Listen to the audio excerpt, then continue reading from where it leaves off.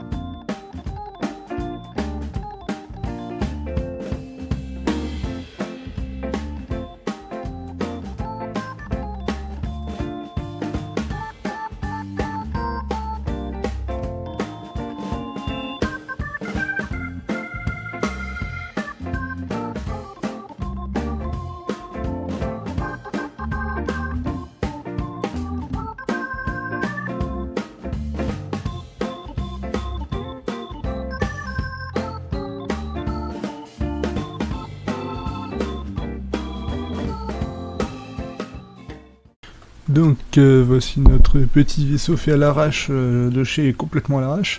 On va lui demander donc de suivre la courbe.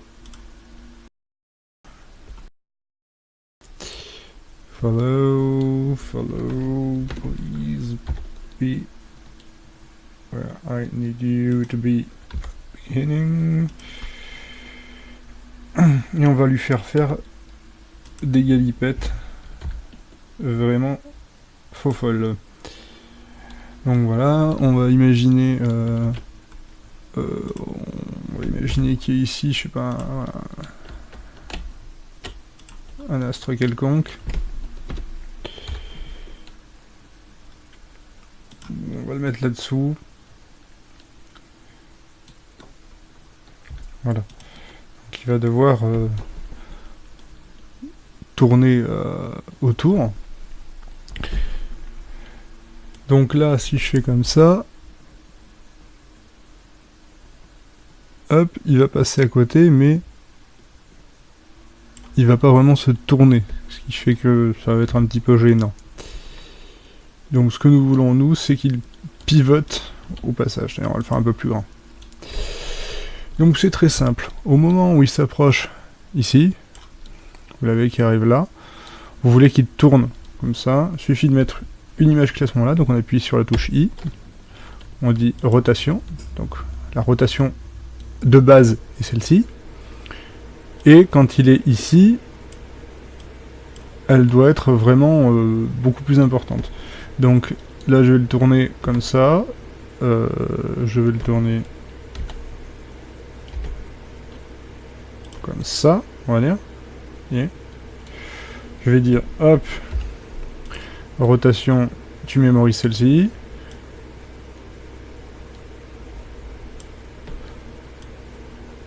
Jusque là, on va dire. Voilà. Oui, ça reste la même sur tout ça. Et à la fin, entre-temps, tu te seras... rotation. Sur Y, tu te seras...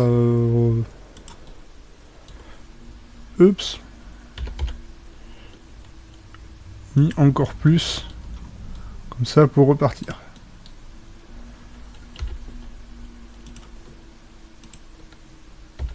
Et oui, j'ai mal placé mon astre, mais voilà. Donc ce que je peux faire maintenant, c'est faire ça.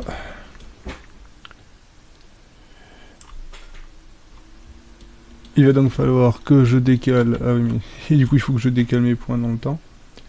Donc le plus simple, c'est l'Adobe Sheet généralement, mais avec...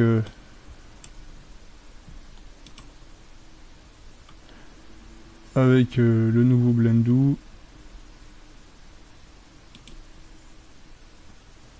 Clairement, on va dire que ça va venir là. Donc je le clique droit, je le déplace, hein, tout simplement. C'est la joie du Blender actuel, pas besoin d'aller chercher les choses compliquées. Pour les débutants, vous vous embêtez pas. On se met là. Hop. Allez. Ok. C'est moi qui clique droit et clique gauche. J'aime trop mes clics droits. C'est obsessionnel. Alors, voilà. Hop. Et hop. Et à partir de là, il peut repartir. Donc là, à ce moment-là, je vais lui dire... Je vais virer ça, je pense. Hop. Touche supre, hein, tout simplement. On va lui dire qu'il est comme ça jusqu'ici. Plutôt. Voilà. Et ici, il doit avoir retrouvé une rotation plus...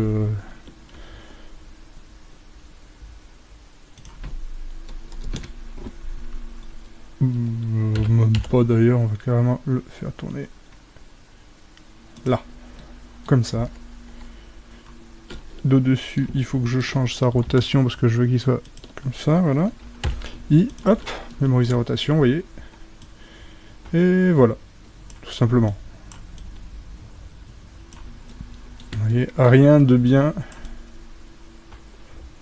compliqué. Après, vous pouvez évidemment aller, dans la je ne sais plus comment on dit en français, pardon. Et je me rappelle plus. Ah voilà. Et là, vous voyez les courbes de chaque. Donc là, on voit le transform.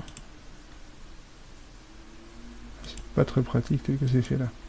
Et le Y, vous voyez, qui va varier.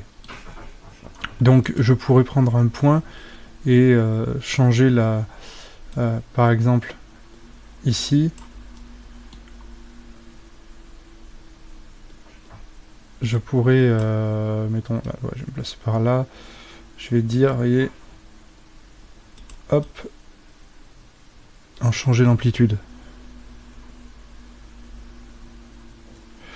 Je pourrais aussi très bien déplacer ça, hop, pour ajuster. Il y a toujours moyen de retrafiquer derrière, justement grâce à cet éditeur de graphes. Voilà. Bon, après ça vous expérimentez, mais honnêtement, je ne vois pas trop ce que je peux expliquer plus, c'est très simple en fait. Voilà, si vous avez des questions, dans les commentaires en dessous. Ciao ciao. N'oubliez pas de mettre le petit pouce et de vous abonner. Ciao.